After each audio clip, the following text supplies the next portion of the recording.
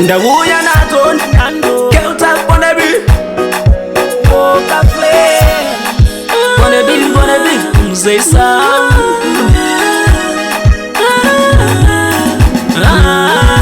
Baby, chakona pa Insta, chakufonera washinzwa, dombo baya pa Josa. Baby girl, chakutumira yeshuka, chakuona pa Insta, chakufonera washinzwa, jambo baya pa Josa. Baby girl, chakutumira yeshuka.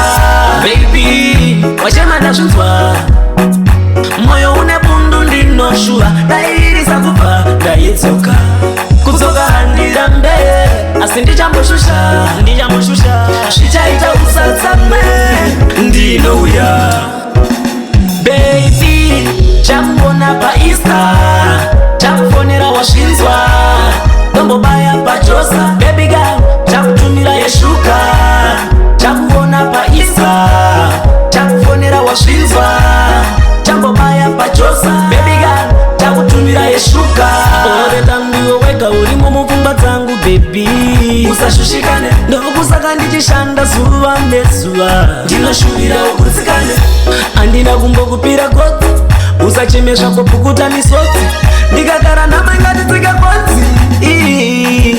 Baby, chakuona pa Insta, chakufonera washinzwa, dombo baya pa Josa. Baby girl, chakutumira yeshuka, chakuona pa Insta, chakufonera washinzwa, jambo baya pa Josa. Baby girl, chakutumira yeshuka. Baby, wachema ndashinzwa, moyo une bundu ndinoshua, dairisa kupa ndayetsoka, kuzoka handira mbeye, asi ndichamboshusha shichaita usatsame ndinouya.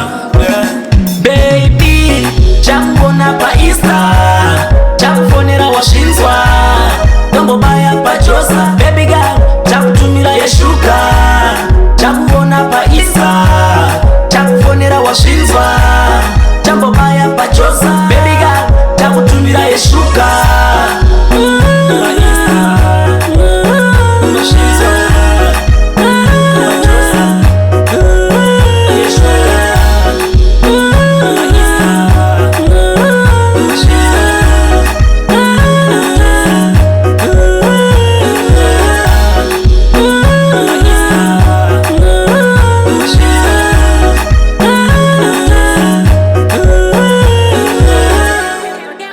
Babe.